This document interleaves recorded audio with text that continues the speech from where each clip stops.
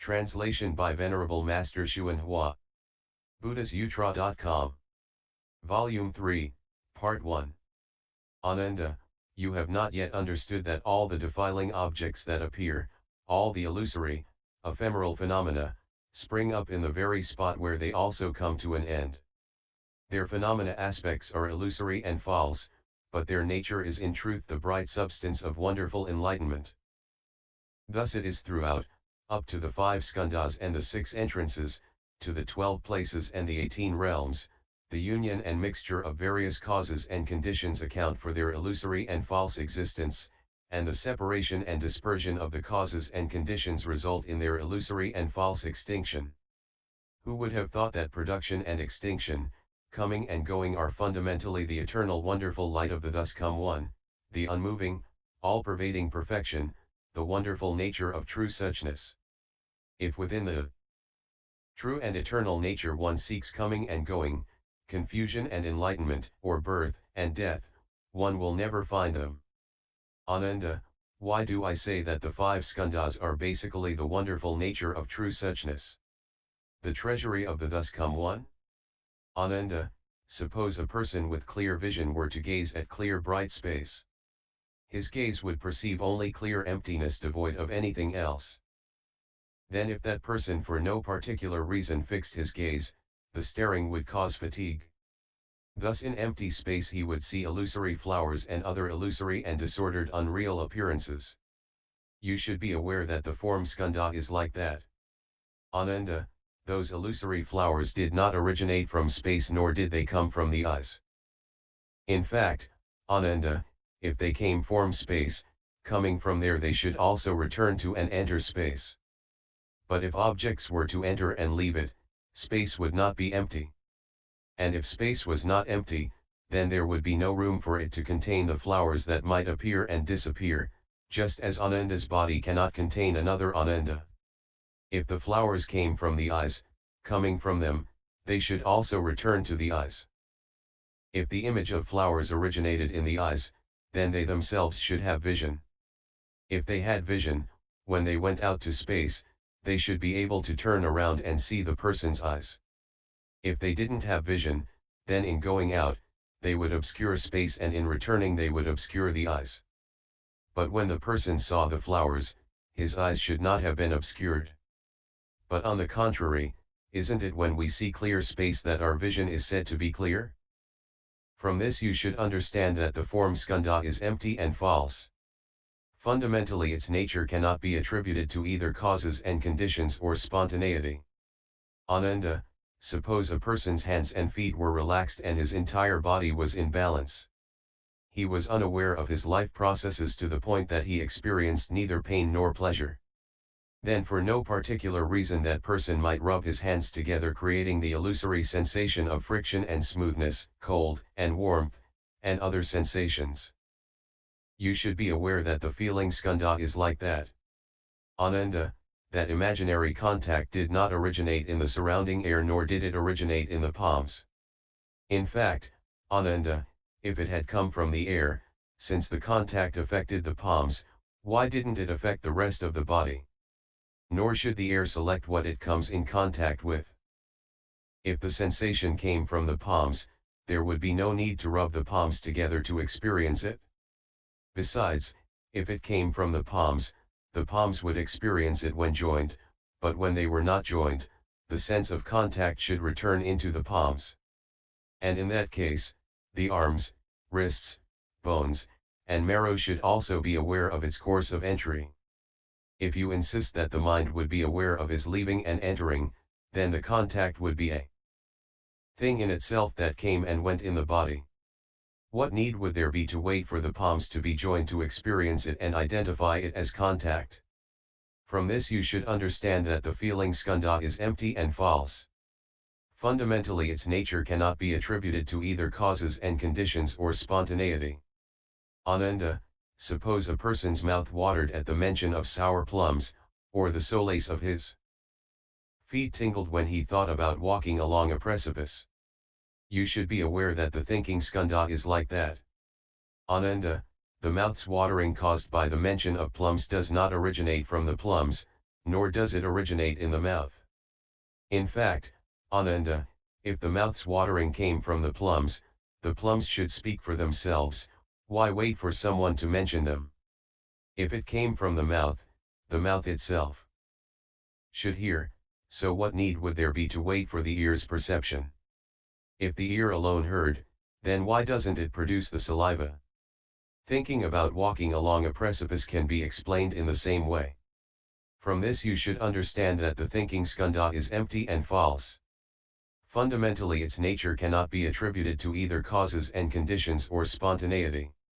Ananda, suppose a swift rapids had waves that follow upon one another in orderly succession, the ones behind never overtaking the ones in front. You should be aware that the activity skandha is like that. Ananda, that flowing does not arise because of emptiness, nor does it come into being because of water. It is not identical to the water and yet it is not separate from either the emptiness or the water. In fact, Ananda, if the flow arose because of emptiness, then the inexhaustible emptiness throughout the 10 directions would become an unending flow, and all the worlds would inevitably be drowned. If the swift rapids existed because of water, then they would have to differ from water, and the location and attributes of their existence should be apparent. If the rapids were identical to water, then when the rapids disappeared and became still and clear, the water should also disappear. Suppose the rapids were separate from both the emptiness and the water. But there isn't anything beyond emptiness, and without water there couldn't be any flow. From this you should understand that the activity skandha is empty and false. Fundamentally its nature cannot be attributed to either causes and conditions or spontaneity. Ananda, suppose a man picked up a Kalavinka pitcher, up its 2 holes, lifted up the pitcher filled with emptiness, and walking some 1,000 miles away, presented it to another country. You should be aware that the consciousness skandha is like that. Ananda, that emptiness did not originate in one place, nor did it go to another. In fact, Ananda, if the emptiness were to come from one place, then, when the stored up emptiness in the pitcher was carried elsewhere, there should be less emptiness in the place where the pitcher originally was. And if it were to enter the other region, when the holes were unplugged and the pitcher was turned over, one would see emptiness emerge. From this you should understand that the feeling skandha is empty and false. Fundamentally its nature cannot be attributed to either causes and conditions or spontaneity. Furthermore, Ananda, why do I say that the 6 entrances are basically the wonderful nature of true suchness, the treasury of the thus come one? Ananda, although the eye's staring causes fatigue, both the eye and the fatigue originate in bodhi. The attributes of the fatigue come from the staring. 3p16 Because of the 2 false defiling attributes of light and dark, a sense of seeing is stimulated which in turn draws in those 2 defiling attributes. That is called the ability to see. Apart from these 2 defiling attributes of light and dark, this seeing is ultimately without substance. In fact, Ananda, you should know that seeing does not originate from light or dark, nor from the sense organ, nor from emptiness. Why not? If it originated from light, then it would be extinguished when there was darkness, and you would not see darkness. If it came from darkness, then it would be extinguished when there was light, and you would not see light. If the essence of seeing came from the sense organ, which is obviously devoid of light and dark, then in that case, basically no seeing could take place. If it came from emptiness, then looking ahead it would see the shapes of mundane phenomena, looking back, it should see the eye itself. Moreover, if emptiness itself did the seeing, what would that have to do with your eye? From this you should understand that the eye entrance is empty and false. Fundamentally its nature cannot be attributed to either causes and conditions or spontaneity. Ananda, suppose a person suddenly stops up his ears with his fingers. Because the sense organ of hearing become fatigued, he hears a sound in his head. However, both the ear and its fatigue originate in bodhi. The attribute of fatigue comes from the monotony. Because of the 2 false defiling attributes of motion and stillness, a sense of hearing is stimulated which in turn draws in those two defiling attributes. That is called the ability to hear. Apart from the two defiling attributes of motion and stillness, this hearing is ultimately without substance. In fact, Ananda, you should know that hearing does not originate from motion and stillness, nor from the sense organ, nor from emptiness. Why not? If it came from stillness, it would be extinguished when there was motion, and you would not hear motion. If it came from motion, then it would be extinguished when there was stillness, and you would not be aware of the stillness. If the capacity to hear came from the sense organ, which is obviously devoid of motion and stillness, then in that case basically the hearing would not have a nature of its own. Suppose it came from emptiness, then emptiness would become hearing and would no longer be empty. Moreover, if emptiness itself did the hearing, what would that have to do with your ear? From this you should understand that the ear entrance is empty and false. Fundamentally its nature cannot be attributed to either causes and conditions or spontaneity. Ananda, suppose a person inhaled deeply through his nose. After he inhaled for a long time he became fatigued, and then there is a sensation of coldness in the nose. Because of that sensation, distinctions of penetration and obstruction, of emptiness and actuality, and so forth, including all fragrant and stinking vapors are made. However, both the nose and its fatigue originate in bodhi. The attribute of fatigue comes from overexertion. Because of the two false defiling attributes of penetration and obstruction, a sense of smelling is stimulated which in turn draws in those two defiling attributes. That is called the ability to smell. Apart from the two defiling attributes of penetration and obstruction, this smelling is ultimately without substance. You should know that smelling does not come from penetration and obstruction, nor from the sense organ, nor from emptiness. Why not? If it came from penetration, the smelling would be extinguished when there was obstruction, and then how could it experience obstruction? If it existed because of obstruction, then where there was penetration there would be no smelling. In that case, how would the awareness of fragrance, stench, and other such sensations come into being? If the mechanism of hearing came from the sense organ, which is obviously devoid of penetration and obstruction, then in that case basically smelling would not have a nature.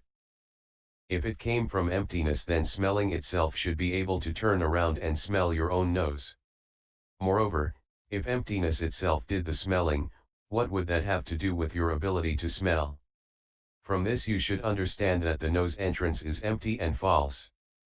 Fundamentally its nature cannot be attributed to either causes and conditions or spontaneity. Ananda, suppose a person licks his lips with his tongue. His excessive licking causes fatigue. If the person is sick, he will taste a bitter flavor. A person who is not sick will taste a subtle sweetness. Sweetness and bitterness demonstrate the tongue's sense of taste. When the organ is inactive, a sense of tastelessness prevails. However, both the tongue and the fatigue originate in bodhi. The attributes of fatigue come from prolonged licking. Because the two false defiling attributes of sweetness and bitterness and of tastelessness, a sense of hearing is stimulated which in turn draws in those two defiling attributes. That is called the ability to taste. Apart from the two defiling attributes of sweetness and bitterness and apart from tastelessness, the sense of taste is originally without substance. In fact, Ananda, you should know that the perception of sweetness, bitterness, or tastelessness does not originate from sweetness or bitterness, nor from tastelessness, nor from the sense organ, nor from emptiness. Why not? If it came from sweetness or bitterness, it would cease to exist when tastelessness was experienced, so how could it recognize tastelessness? If it arose from tastelessness, it would vanish when the flavor of sweetness was tasted, so how could it perceive the two flavors of sweet and bitter? If it came from the tongue which is obviously devoid of sweetness, bitterness, and tastelessness, then in that case taste would not have a nature. If it came from emptiness, then the sense of taste should be experienced by emptiness instead.